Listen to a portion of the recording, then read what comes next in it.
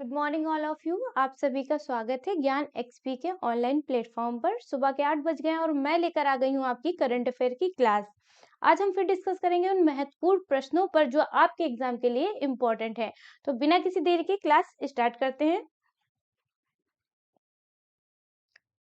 आज का पहला क्वेश्चन है, कौन सा मंत्रालय लाल किले में 6 दिवसीय मेगा इवेंट भारत पर्व का आयोजन करने जा रहा है? क्वेश्चन क्या पूछ रहा है आपका, वो कौन सा मंत्रालय है जो लाल किले पर 6 दिवसीय मेगा इवेंट भारत पर्व, नाम याद रखिए क्या, कौन सा इवेंट, भारत पर्व आयोजन करने जा रहा है भारत पर्व का। तो कौन सा मंत्रालय है? ऑप्शन देख लेते हैं आपके, पर्यटन मंत्रालय, विदेश मंत्रालय, गृह मंत्रालय या शिक्षा मंत्रालय। तो राइट आंसर है पर्यटन मंत्रालय भारत पर्व का आयोजन करेगा। कितने दिन चलेगा? 6 दिन चलेगा।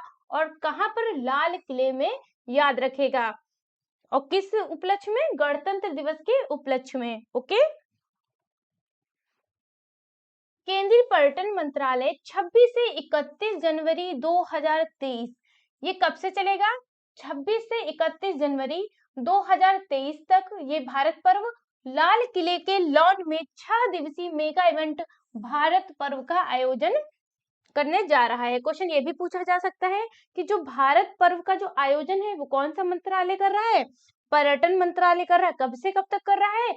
26 से 31 जनवरी तक कर रहा है। पर्यटन मंत्रालय इस आयोजन का नोडल मंत्रालय है। ओके।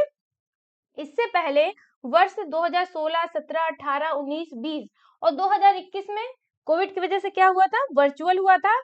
लाल किले में ज्ञान पथ पर, ओके, भारत पर्व आयोजित हो रहा है। तो क्वेश्चन अगर पूछा जाए कि जो भारत पर्व का आयोजन है वो किस पथ पर हो रहा है? ज्ञान पथ पर हो रहा है। ओके, लाल किले के ज्ञान पथ पर। ओके।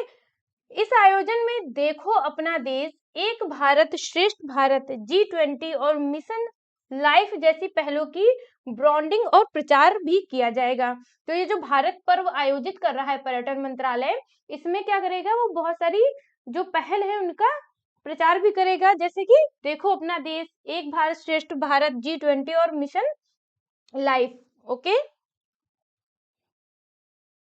अगला क्वेश्चन है, इस वर्ष राष्ट्रीय मतदाता दिवस का थीम क्या है? ये आपको पता है कब था? 25 जनवरी को मनाया जाता है आपका राष्ट्रीय मतदाता दिवस। तो इस बार जो राष्ट्रीय मतदाता दिवस है 2023 में, उसकी थीम क्या है? ऑप्शन है, go and vote for democracy. Second है कि nothing like voting, I vote for sure. Third है, every vote matter, go for it. Fourth है, आई वोट फॉर नेशन। तो इस बार की थीम है राष्ट्रीय मतदाता दिवस की, nothing like voting, I vote for sure. याद रखिएगा, ये थीम से क्वेश्चन बहुत पूछे जाते हैं। भारत में प्रतिवर्ष 25 जनवरी को नेशनल वोटर्स डे मनाया जाता है। ओके। भारत निर्वाचन आयोग 25 जनवरी 2023 को 13वें राष्ट्रीय मतदाता दिवस का आयोजन कर रहा है। देखिए याद रखिएगा, मतदाता दिवस क्यों मनाया जाता है 25 जनवरी को? क्योंकि जो आपका ये भारत निर्वाचन आयोग है, इसका जो गठन है वो 25 जनवरी 1950 में इसका गठन किया गया था। 25 जनवरी के दिन, इसी उपलक्ष्य में क्या किया जाता है? 25 जनवरी को ही राष्ट्रीय मतदाता दिवस मनाया जाता है। और इस बार कौन सा है? 13वें नंबर का है, यानी कि ये 2011 से मनाया जा रहा है। इसके तहत नई दिल्ली में एक राष्ट्रीय समारोह का आयोजन किया जा रहा है। इस कार्यक्रम में राष्ट्रपति श्रीमती द्रौपदी मुर्मू, कौन? जो राष्ट्रपति हैं द्रौपदी मुर्मू, वो मुख्य अतिथि के रूप में शामिल हो रही हैं। वर्ष 2023 के राष्ट्रीय मतदाता दिवस के आयोजन का जो थीम है क्या है? Nothing like voting, I vote for sure है। याद रखिएगा बिल्कुल। राष्ट्रीय मतदाता दिवस को मनाने की शुरुआत 2011 में, ना आपको बताया कब से मनाया जा रहा है? 2011 से 25 जनवरी को हर साल क्या होता है? राष्ट्रीय मतदाता दिवस। बिल्कुल याद रखिएगा। इस बीच आपके बहुत सारे क्या कहते हैं दिवस आ रहे हैं, उनको सबको याद रखिएगा। जैसे मैंने बताया था आपको 23 जनवरी को क्या हुआ है? पराक्रम दिवस। ओके। फिर 24 को राष्ट्रीय बालिका दिवस, इसके अलावा यूपी का स्थापना दिवस भी है, अंतरराष्ट्रीय शिक्षा दिवस भी है। देखिए ये बहुत इंपॉर्टेंट है। 24 जनवरी को आपकी तीन चीजें हैं। क्या क्या है 24 जनवरी को? अभी क्या बताया, राष्ट्रीय बालिका दिवस, इसके अलावा यूपी का स्थापना दिवस भी होता है 24 जनवरी को, और अंतरराष्ट्रीय शिक्षा दिवस जो होता है वो भी होता है 24 जनवरी को। याद रखिएगा 25 जनवरी को क्या हो रहा है, 25 जनवरी को राष्ट्रीय मतदाता दिवस, 26 जनवरी तो आप लोग जानते ही गणतंत्र दिवस। तो ये डेट आप याद रखिएगा, बहुत इंपॉर्टेंट है, उनसे क्वेश्चन बहुत पूछे जाते हैं। अगला क्वेश्चन है, गणतंत्र दिवस 2023 पर कितने कर्मियों को राष्ट्रपति के अग्निशमन सेवा पदक से सम्मानित किया गया है? कितने लोगों को ये पदक दिया गया है, अग्निशमन सेवा पदक? देख लेते हैं 43, 47, 50 या 53। तो ये दिया गया है 47 लोगों को। कौन सा पदक? अग्निशमन सेवा पदक, याद रखिएगा। गणतंत्र दिवस 2023 के अवसर पर 47 कर्मियों को विशिष्ट सेवा के लिए राष्ट्रपति के, याद रखिएगा किसके, राष्ट्रपति के अग्निशमन सेवा पदक से सम्मानित किया गया है। इनमें से वीरता के लिए अग्निशमन सेवा पदक दो कर्मियों को दिया गया है वीरता के लिए, और विशिष्ट सेवा के लिए कितने लोगों को दिया गया है ये पुरस्कार? 7 लोगों को। ठीक, वीरता के लिए 2 लोगों को, विशिष्ट सेवा के लिए 7 लोगों को, और अग्निशमन सेवा के लिए 38 कर्मियों को ये पदक दिया गया है। टोटल जोड़ लीजिए, ये 2, 7, 38 जोड़ेंगे कितना आ जाएगा? 47, यानी 47 को ये अग्निशमन सेवा पदक दिया गया है।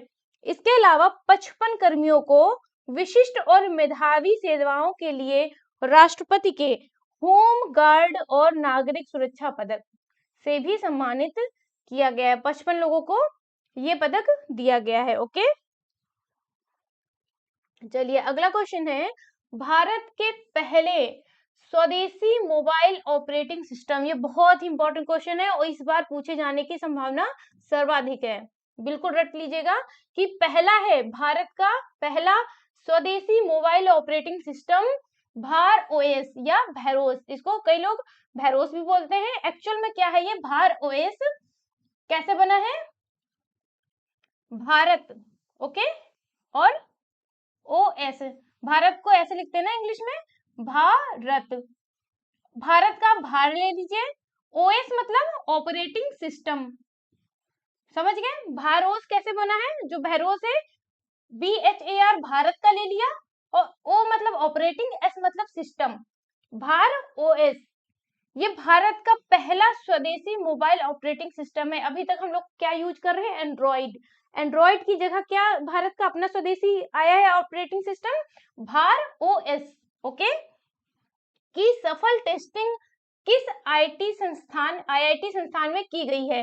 क्वेश्चन क्या पूछ रहा है, ये जो भैरोस है आपका भार ओएस, वो किस आईआईटी संस्थान में इसकी सफल टेस्टिंग हुई है? आईआईटी दिल्ली, मद्रास, मुंबई, वाराणसी।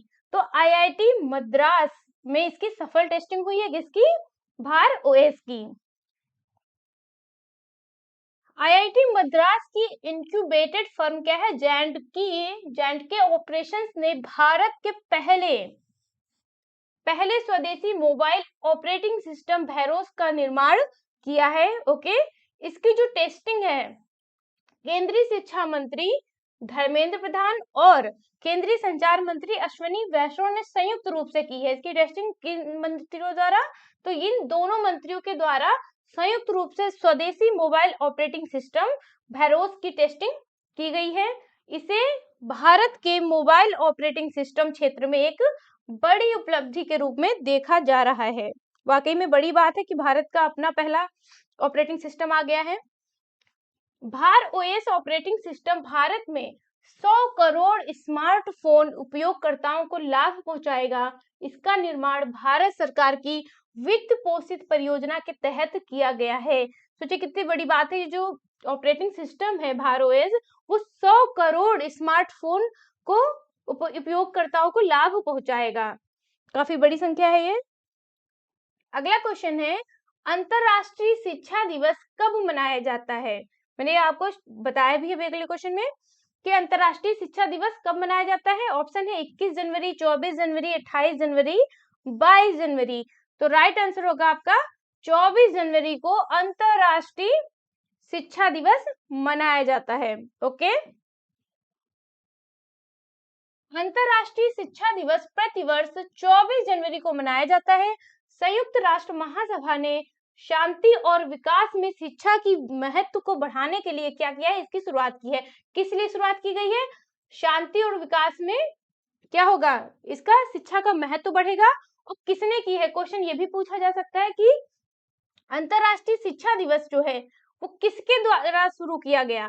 संयुक्त राष्ट्र महासभा के द्वारा शुरू किया गया। ओके, 5वां अंतरराष्ट्रीय शिक्षा दिवस 24 जनवरी 2023 को मनाया जा रहा है।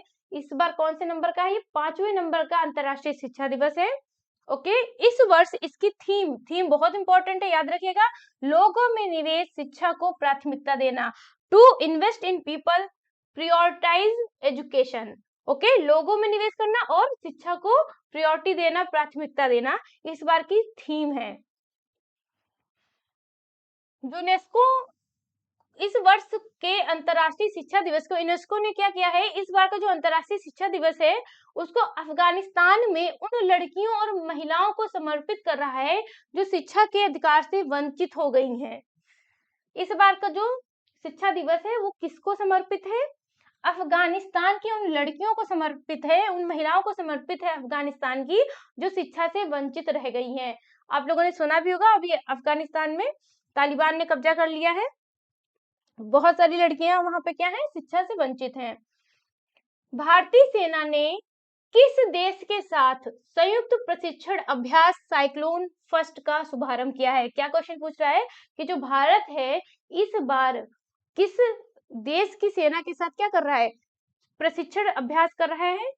पहली बार है ये, तो बहुत इंपॉर्टेंट है, याद रखिएगा। फर्स्ट, देखिए फर्स्ट लिखा है, तो किसके साथ साइक्लोन फर्स्ट का शुभारंभ किया है भारत ने? श्रीलंका, जापान, नेपाल, मिस्र। तो ये किया है मिस्र के साथ। बिल्कुल याद रखिएगा कि भारतीय सेना और मिस्र की सेना दोनों मिलकर के संयुक्त प्रशिक्षण अभ्यास करेंगी। क्या नाम दिया गया है इसका? Cyclone first. देखते हैं इसके बारे में थोड़ा और। 14 जनवरी 2023 से जैसलमेर राजस्थान में, ये भी इंपॉर्टेंट है, याद रखिएगा कि ये जो साइक्लोन फर्स्ट है अभ्यास, सेना अभ्यास, वो कहां पर आयोजित किया जा रहा है? जैसलमेर राजस्थान में। ओके, भारतीय सेना के विशेष बलों और मिस्र की सेना के बीच पहला संयुक्त अभ्यास, बहुत इंपॉर्टेंट, फर्स्ट है। ओके, एक्सरसाइज साइक्लोन का आयोजन किया जा रहा है। इस अभ्यास का जो उद्देश्य क्या है? द्विपक्षीय रक्षा सहयोग को मजबूत करना, यानी भारत और मिस्र के बीच जो रक्षा सहयोग है उसको और स्ट्रॉन्ग करना।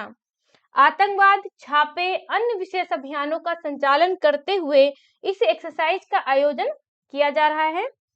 साइक्लोन एक्सरसाइज अपनी तरह का पहला सैन्य अभ्यास है। ओके, जिसमें दोनों देशों के विशेष बल भाग ले रहे हैं, भारत और मिस्र के।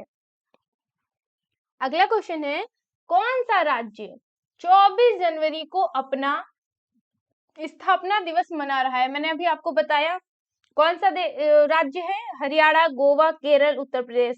तो उत्तर प्रदेश का जो स्थापना दिवस है कब मनाया जाता है? बिल्कुल याद रखिएगा, 24 जनवरी को। ओके, चलिए अगला क्वेश्चन देखते हैं। अच्छा, इसका थोड़ा सा और डिटेल में देख लीजिए। उत्तर प्रदेश 24 जनवरी को अपना स्थापना दिवस मनाता है। 24 जनवरी को राज्य का स्थापना दिवस कब से? 2018 से 3 दिनों तक। याद रखिएगा, अगर पूछा जाए तो उत्तर प्रदेश का स्थापना दिवस जो है वो कब से मनाना शुरू हुआ है? 2018 से 3 दिनों तक, 3 दिन तक मनाया जाता है सरकारी विभागों की भागीदारी के साथ। ओके, इस वर्ष उत्तर प्रदेश दिवस 2023 का मुख्य विषय है, देखिए ये मुख्य विषय याद रखिएगा क्या है?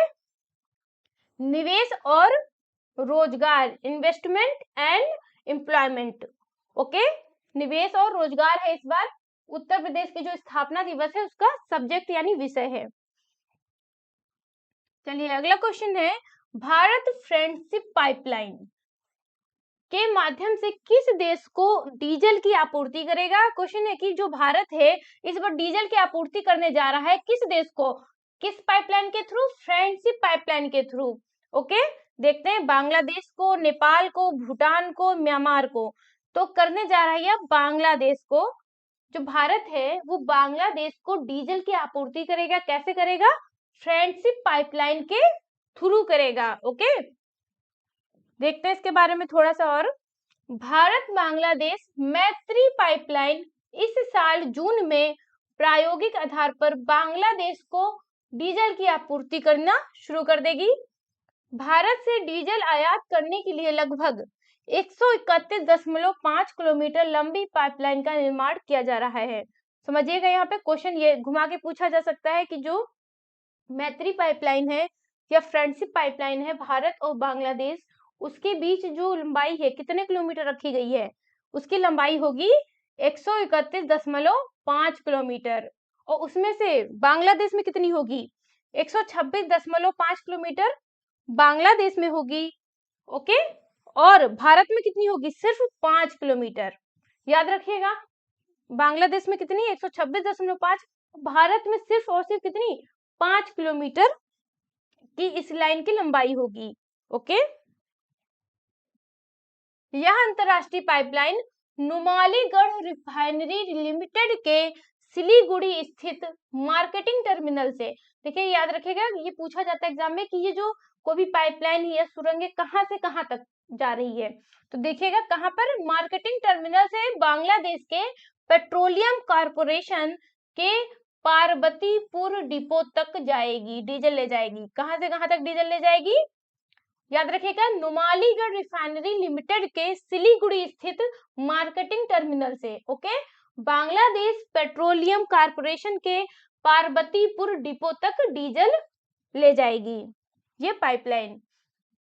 अगला क्वेश्चन है, श्रीलंका के ऋण पुनर्गठन कार्यक्रम का समर्थन करने वाला पहला देश कौन सा है? आप लोग देख रहे होंगे कि इसमें श्रीलंका जो है बहुत ही ज्यादा आर्थिक संकट से गुजर रहा है, बहुत ज्यादा उसके ऊपर कर्ज हो गया है। तो अब उसका जो ऋण है, कर्ज है, उसका ऋण पुनर्गठन कार्यक्रम का जो समर्थन कौन कर रहा है कि वो अपने इससे ऋण से थोड़ा उबर पाए, बेहतर हो पाए। तो इस कार्यक्रम का समर्थन कौन सा देश सब पहली बार किया है, मतलब फर्स्ट नंबर पे किया है, सबसे पहले आगे आकर के? चीन ने, भारत ने, जापान ने, अमेरिका ने? ये किया है भारत ने। पहला देश कौन सा है जो इस कार्यक्रम का क्या कर रहा है? समर्थन करने वाला है। ऑफ कोर्स भारत करेगा, क्योंकि भारत चाहता है कि अपने पड़ोसियों से बहुत अच्छा संबंध रहे। भारत ने अंतर्राष्ट्रीय मुद्रा कोष IMF को वित्तीय आश्वासन भेजा है। इस तरह भारत संकटग्रस्त द्वीप जो श्रीलंका है ऋण पुनर्गठन कार्यक्रम को आधिकारिक रूप से समर्थन देने वाला श्रीलंका का पहला लेनदार बन गया है। ऑफिशियली जो है भारत ने श्रीलंका का सपोर्ट किया है इस कार्यक्रम में, किसमें? ऋण पुनर्गठन कार्यक्रम में। भारत का कदम श्रीलंका को IMF से 2.9 बिलियन अमेरिकी डॉलर के महत्वपूर्ण पैकेज के करीब ले जाएगा। इससे क्या होगा? भारत समर्थन कर रहा है इस कार्यक्रम से, तो श्रीलंका को कितना मिल जाएगा? लोन 2.9 बिलियन अमेरिकी डॉलर के महत्वपूर्ण पैकेज के करीब ले जाएगा। ओके, अगला क्वेश्चन है, हाल ही में खबरों में रहा भोपाल घोषणा पत्र किस बैठक के बाद शुरू किया गया? ये तो आप लोग सुन ही रहे होंगे बहुत ज्यादा। भोपाल घोषणा पत्र क्या है? किस मीटिंग के बाद ये घोषणा पत्र मतलब जब कोई मीटिंग होती है उसके बाद कुछ निष्कर्ष निकाले जाते हैं, कुछ उद्देश्य रखे जाते हैं, जो वो निष्कर्ष होते हैं उसको घोषणा पत्र का नाम दिया जाता है। और ये जो भोपाल घोषणा पत्र यानी कि भोपाल में वो मीटिंग हुई है, उसके बाद उसका घोषणा पत्र निकाला गया है कि हम ये काम करेंगे। तो किस मीटिंग के बाद पूछ रहा है? WEF की, G7 की, COP28 की या G20 की? तो G20 की जो बैठक के बाद क्या हुआ है? भोपाल घोषणा पत्र शुरू किया गया है। किसकी बैठक के बाद? G20 की बैठक के बाद, बिल्कुल याद रखिएगा। थोड़ा और देखते हैं इसको। भोपाल में G20 के तहत थिंक 20 की बैठक में देश विदेश के 300 से अधिक बुद्धिजीवियों ने G20 एजेंडे पर चर्चा के बाद भोपाल घोषणा पत्र जारी किया गया है। ओके, भोपाल घोषणा ने समावेशी विकास पर अधिक ध्यान केंद्रित करने की अपील की है। ओके, ये जो भोपाल घोषणा पत्र है वो G20 के तहत थिंक 20 हुआ है, उसकी बैठक में क्या ये निष्कर्ष निकाला गया है, जो भी उसको नाम दिया है भोपाल घोषणा पत्र। अब इस भोपाल घोषणा पत्र में क्या है, किस पर बात की गई है, समावेशी विकास। समावेशी विकास क्या होता है कि जो विकास है, देखिए एक होता है ग्रोथ, एक होता है डेवलपमेंट। ग्रोथ तो बिल्कुल स्ट्रेट चलती है कि बढ़ोतरी होती है, लेकिन जो विकास होता है, विकास क्या कहता है कि वो चारों तरफ फैलता है। विकास तब उसको विकसित देश कहते हैं। ये नहीं कि देश में कुछ लोग बस डेवलप कर गए, ग्रोथ कर गए तो देश विकसित हो गया, नहीं। विकास का मतलब होता है कि एक एक व्यक्ति एक एक जगह पर डेवलपमेंट होना चाहिए। समावेशी यानी हर तरफ समान रूप से विकास पर अधिक ध्यान दिया गया है। ओके, इसने आयुष जैसी पारंपरिक चिकित्सा प्रणालियों को बढ़ावा देने, आयुष तो आप लोगों को पता है, जिसमें इसमें क्या आयुर्वेदिक, होम्योपैथी, नेचुरोपैथी, ये सब आ जाता है आयुष में। और बुनियादी ढांचे, बुनियादी ढांचा क्या है, बुनियादी ढांचे पर जोर दिया है कि जैसे कि सड़क बनवाना, पुल बनवाना, जो इंफ्रास्ट्रक्चर होता है आपका, वो होता है आपका बुनियादी ढांचा। इसके विकास में मूल्य उन्मुख विकास को प्रोत्साहित करने पर भी जोर दिया गया है। ओके, अगला क्वेश्चन है, नासा ने एजेंसी के सस्टेनेबल फ्लाइट डिमॉन्स्ट्रेटर प्रोजेक्ट के लिए किस कंपनी को $425 मिलियन प्रदान किए हैं। क्वेश्चन क्या पूछा जा रहा है कि नासा जो है अमेरिका की स्पेस एजेंसी है, आप लोगों को पता है, तो नासा ने किसे $425 मिलियन का क्या प्रोजेक्ट के लिए ये इतने रुपए दिए हैं, कितने, $425 मिलियन दिए हैं, किस प्रोजेक्ट के लिए, सस्टेनेबल फ्लाइट डिमॉन्स्ट्रेटर प्रोजेक्ट के लिए। किस कंपनी को $425 मिलियन दे दिए हैं, बोइंग को दिए हैं कि स्पेस एक्स को दिए हैं कि लियो लैब्स को दिए हैं कि रॉकेट लैब को दिए हैं, तो ये दिए हैं पैसे बोइंग को, यानी नासा ने $425 मिलियन बोइंग कंपनी को दिया है, किस प्रोजेक्ट के लिए, सस्टेनेबल फ्लाइट डिमॉन्स्ट्रेटर प्रोजेक्ट के लिए। थोड़ा और समझते हैं इसके बारे में। नासा ने बोइंग कंपनी को एजेंसी के सस्टेनेबल फ्लाइट डिमॉन्स्ट्रेटर प्रोजेक्ट के लिए $425 मिलियन प्रदान किए हैं। ओके, इस परियोजना के तहत बोइंग जो है वो नासा के साथ पूर्ण पैमाने पर प्रदर्शनकारी विमान बनाने, परीक्षण करने और उड़ाने के लिए काम करेगा। इस प्रोजेक्ट के तहत क्या काम करेगा बोइंग कंपनी, कि जो विमान है उसको बनाने, परीक्षण करने और उड़ाने के लिए काम करेगा, और उत्सर्जन को कम करने के उद्देश्य से प्रौद्योगिकियों को मान्य करेगा, मतलब ऐसी टेक्नोलॉजी को मान्यता देगा जो क्या करेगी, कम से कम उत्सर्जन करे। ओके, चलिए अगला क्वेश्चन है, हाल ही में इंडिया ओपन बैडमिंटन चैंपियनशिप के पुरुष एकल का टाइटल किसने जीता है, किसने जीता है title India open badminton championship के पुरुष एकल का, कुनलावुत वितिदर्शन, लक्ष्य सेन, विक्टर एक्सेलसन, श्रीकांत किदाम्बी। तो ये जीता है कुनलावुत वितिदर्शन ने। देख लेते हैं इनके बारे में। थाईलैंड के शटलर हैं कुनलावुत वितिदर्शन। ओके, इन्होंने क्या किया, इंडिया ओपन का खिताब जीत लिया है। उन्होंने नई दिल्ली के केडी जाधव इंडोर स्टेडियम में, ये कहां पर हो रहा था India open, KD Jadhav indoor stadium में इंडिया ओपन बैडमिंटन चैंपियनशिप के पुरुष एकल फाइनल में वर्ल्ड नंबर 1 डेनमार्क के विक्टर एक्सेलसेन को 22-20, 10-21 और 21-12 से हरा दिया है। ओके, याद रखिएगा किसको हरा करके ये खिताब जीता है इन्होंने। और इंडिया ओपन टाइटल के महिला एकल का खिताब किसने जीता है, कोरियाई खिलाड़ी एन सियोंग ने।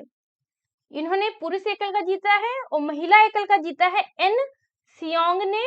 उन्होंने वर्ल्ड नंबर 1 जापानी अकाने यामागुची को हराया था। ओके, देख लीजिएगा, इन्होंने जो पुरुष एकल जीता है, कुनलावुत वितिदर्शन ने पुरुष एकल जीता है, किसको हराकर? डेनमार्क के ये विक्टर एक्सेल सेन को हराकर। और महिला एकल का जो खिताब जीता है किसने? एन सियांग ने। किसको हराकर? जापान की अकाने यामागुची को हराकर। ओके, अगला क्वेश्चन है, प्रधानमंत्री राष्ट्रीय बाल पुरस्कार 2023 से कितने बच्चों को सम्मानित किया गया? किस पुरस्कार से? प्रधानमंत्री राष्ट्रीय बाल पुरस्कार 2023 से। 9 बच्चों को, 10 बच्चों को, 11 बच्चों को या 12 बच्चों को? तो ये पुरस्कार जो मिला है आपके 11 बच्चों को। ओके, देखते हैं। भारत की जो राष्ट्रपति हैं द्रौपदी मुर्मू ने विज्ञान भवन में आयोजित एक पुरस्कार समारोह में, देखिए आप लोग कंफ्यूज मत होइएगा, पुरस्कार का नाम तो प्रधानमंत्री से शुरू है लेकिन दिया किसने है? राष्ट्रपति ने दिया है भारत के, द्रौपदी मुर्मू ने दिया है। कौन सा पुरस्कार? प्रधानमंत्री राष्ट्रीय बाल पुरस्कार। कितने बच्चों को? 11 बच्चों को। यह अवार्ड 6 श्रेणियों के आधार पर दिया गया है। सम्मानित होने वाले बच्चे जो है 5 से 18 वर्ष की आयु के हैं। ओके, इस साल 6 लड़कों और 5 लड़कियों को सम्मानित किया गया है। टोटल 11 बच्चों को, जिसमें से 6 लड़के हैं और 5 लड़कियां हैं। इसके तहत प्रत्येक छात्र को क्या मिलेगा? एक पदक दिया जाएगा, 1 लाख रुपए दिए जाएंगे और एक प्रमाण पत्र दिया जाता है इस पुरस्कार के तहत। ओके, चलिए आपका करंट अफेयर कंप्लीट हो गया। अब कुछ स्टैटिक जी के क्वेश्चंस हैं जो आपके एग्जाम के लिए बहुत इंपॉर्टेंट है, देख लेते हैं। भारतीय मुसलमानों के लिए पृथक राज्य के लिए पाकिस्तान शब्द का सर्वप्रथम प्रयोग किसने किया था? बहुत इंटरेस्टिंग क्वेश्चन है कि जो आपका जो पाकिस्तान शब्द है इसका प्रयोग सबसे पहले किसने किया था? मोहम्मद इकबाल ने, मोहम्मद अली जिन्ना ने, आगा खान ने कि चौधरी रहमत अली ने? तो पाकिस्तान शब्द का जो सबसे पहले प्रयोग है वो किया था चौधरी रहमत अली ने। ओके, याद रखिएगा, अक्सर लोग कंफ्यूज हो जाते हैं जिन्ना, क्योंकि जिन्ना का नाम बहुत ज्यादा आता है। आप जब INM पढ़ते हैं, इंडियन नेशनल मूवमेंट, तो उसमें जिन्ना का नाम बहुत आता है, लेकिन जो पाकिस्तान शब्द का प्रयोग है वो सबसे पहले किसने किया था? चौधरी रहमत अली ने किया था। ओके, अगला क्वेश्चन है, जोजिला दर्रा किस राज्य या केंद्र शासित प्रदेश में स्थित है? जोजिला दर्रा कहाँ स्थित है? हिमाचल प्रदेश में, लद्दाख में, उत्तराखंड में कि सिक्किम में? तो देखिए जोजिला दर्रा जो आपका स्थित है लद्दाख में। याद रखिएगा, अगर पहले ये जब 2019 में जम्मू कश्मीर राज्य का क्या हुआ है? विभाजन हुआ है। 2019 में जम्मू कश्मीर राज्य जो है 2 भागों में, 2 केंद्र शासित प्रदेशों में बट गया। एक तो जम्मू कश्मीर केंद्र शासित प्रदेश और एक आपका लद्दाख। ओके, तो ये लद्दाख जोजिला दर्रा जो है वो कहाँ पर है? अगर वर्तमान में क्वेश्चन पूछा जाए तो लद्दाख में। और 2019 के पहले जो क्वेश्चन पूछे गए हैं, अगर वहां पर लद्दाख नहीं तो क्या आप लिख सकते हैं जम्मू कश्मीर? तो पहले क्या ऑप्शन आता था? जम्मू कश्मीर में है, लेकिन अब पार्टीशन हो चुका है, दोनों अलग अलग हो गए हैं, 2 केंद्र शासित प्रदेश बन गए हैं, जम्मू कश्मीर राज्य, जम्मू कश्मीर केंद्र शासित प्रदेश और लद्दाख केंद्र शासित प्रदेश। तो हम कहेंगे कि ये लद्दाख में है। अगर ऑप्शन में लद्दाख ना हो चारों में, तब आप जम्मू कश्मीर कर सकते हैं, लेकिन एक्चुअल में कहाँ स्थित है? लद्दाख के कारगिल जिले में जोजिला दर्रा स्थित है। ओके, और ला का मतलब समझ लीजिएगा, जो ला है, ला वर्ड का मतलब ही क्या होता है? स्थानीय भाषा में जो दर्रा है उसको ला बोलते हैं, जैसे जेलपला, नाथुला, उसी तरह ये क्या है? जोजिला। ला का मतलब ही दर्रा होता है स्थानीय भाषा में। ओके, तो आप लोग समझ लीजिए। और ये जो दर्रा है जोजिला दर्रा, वो किन 2 स्थानों को जोड़ता है?